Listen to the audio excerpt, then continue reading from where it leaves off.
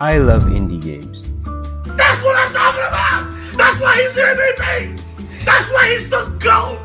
The GOAT! And I don't think I'm the only one. In 2024, about 75% of the highest rated games on Metacritic came from indie studios. They love me. Now that's interesting, because AAA games have more money, bigger teams, and better technology.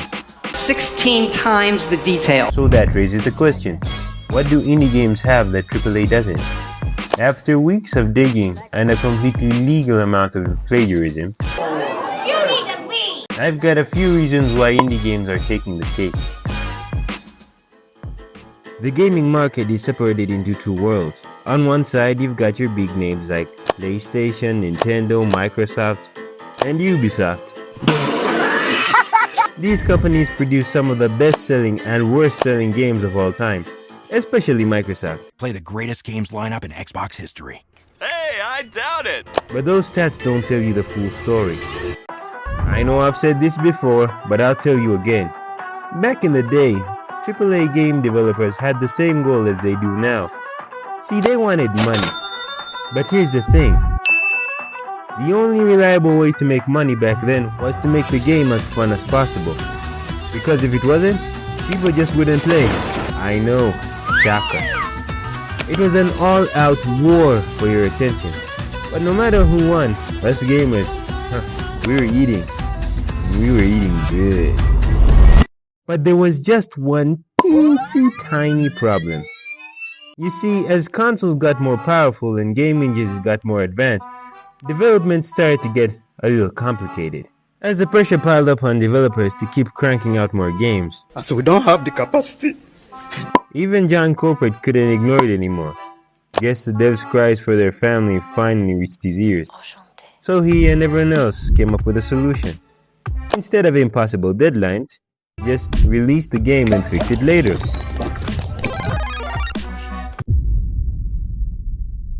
First, you start with a small day one patch to keep players satisfied with their purchase. Then bigger patches. Then day one DLCs. But that wasn't enough, because over time, all Johnny wanted more money. We want a gift! But only if it's money! So the focus started to shift. Instead of spending years creating a new gaming experience every single time, they moved to a more profitable approach. An approach I like to call the pump and dump. Let me get you caught up. Step 1. Buy a smaller studio with a popular franchise. Step 2. Pump out as many games of said franchise as possible until it completely runs into the ground. Step 3. Repeat. Yeah, I'm looking at you, EA. And Microsoft, I will never forgive you for what you did. Every map ever released on Halo 1 through 4, all running on their original engines. Wait a minute. They're remaking Halo CE? I mean, boo, Microsoft, yeah, no forgive you. But there was a catch. There's only so many studios that will sit back and watch their life's work get destroyed. So that left two options. Buy the rights to the game, push out the original developers, and take full control. Bobby, we all know what you did. And if I find you, I swear to God. Or 2. Switch to a live service, always online model built to keep players engaged and spending every cent in their wallets on digital items with completely fabricated rarity. Made a video on that, by the way. At this point, AAA studios all started doing the exact same 3 things. Making trailers that look better than the actual game, or as I like to call it, selling you the idea of what the game could have been instead of what it actually is. Remaking beloved franchises because it's safer than making something new, and relying heavily on microtransactions, which now make up over 70% of industry revenue, often surpassing full-priced game sales. But then again, if you see the prices of games these days, it's not really that surprising. I am never going to financially recover from this. So what happens when you take away massive budgets, the billion-dollar marketing campaigns? All right. I gotta talk to you about something. On all the corporate pressure, you get bad games, like really bad. Hold up. Wait a minute. Something ain't. I know it sounds counterintuitive to the title, but just hear me out. This is Bobby Rizla. And for the past 5 years, he's been working on his biggest passion project, a game. Now Bobby's always loved video games, and he always wanted to make one. I have an idea! So after months of work, he finally finishes it. And you guessed it, it flopped hard.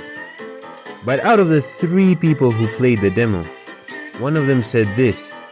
I mean, it's alright, like. And for a lot of indie devs, that's enough. In that moment, Bobby didn't care about sales or player count. He just cared that someone said yes, and he made one person happy. So he kept going, and eventually, he made something incredible. Now that story is completely made up, but the point is real. Indie developers make games because they want to, not because they have to. Unlike AAA companies where the goal is profit first, indie development is about expressing an idea and hoping people will connect with it. Gaming is still a business, don't get me wrong, but creativity is ultimately what makes gaming what it is today. That story about Bobby may have been fake, but a lot of indie games start exactly like that. But give it time, and you'll get something like Hollow Knight. Behind this game, there's the work of 3 people who didn't give up. It was a small team that just wanted to make something that they believed in. Early on, Hollow Knight wasn't the masterpiece people talk about now. It started as a small game jam prototype called Hungry Knight. It was clunky, but you could tell there was something there. So Team Cherry kept working on it, and over time, it turned out to be one of the best Metroidvania games ever made. And that's the difference. Passion. Think about Silksong getting delayed for 7 years. They actually cared about what they were making. When the game finally released, you could tell why. In fact, Team Cherry loved making the game so much that Hollow Knight Silksong might have dropped after GTA 6 if the fanbase didn't almost start World War III. Meanwhile, AAA studios have publishers and investors pushing deadlines and trying to squeeze out as much profit as possible. We want a gift! But only if it's money! Indie devs don't have that pressure. They have the freedom to let a game grow into what it was always meant to be. Because when a game is allowed to become something, even if it takes 7 years, that's when it actually means something. But let's get back to AAA studios, because they used to do this. When someone asks what the best generation of gaming was, if you're a baby like me, you probably don't even know. But ask anyone older, and there's a good chance they'd probably tell you it was the 7th generation. You see, the reason the 7th generation is looked back so fondly is because of what those games did to push the gaming industry forward. Games like Call of Duty defined online multiplayer progression and popularized smooth 60 frames per second as the industry standard. Gears of War brought that grey washed out color palette that everyone copied for years, and Halo pretty much perfected the console multiplayer experience. During that time, making your game as fun as possible was a priority, so studios took creative risks, and that's the part that's largely missing now. As I was doing research for this video, I started to realize something. This war between indie games and AAA games doesn't really matter, because a good game isn't determined by who made it, but why it was made. There's just as many bad indie games as there are AAA games. But at the end of the day, what matters is what you give to the people playing it. So your experience shouldn't be determined by whether the game was made by an individual or a large studio. Because in the end, having fun is the bottom line. Thanks for watching, and remember, stay non-playable. Man, you corny!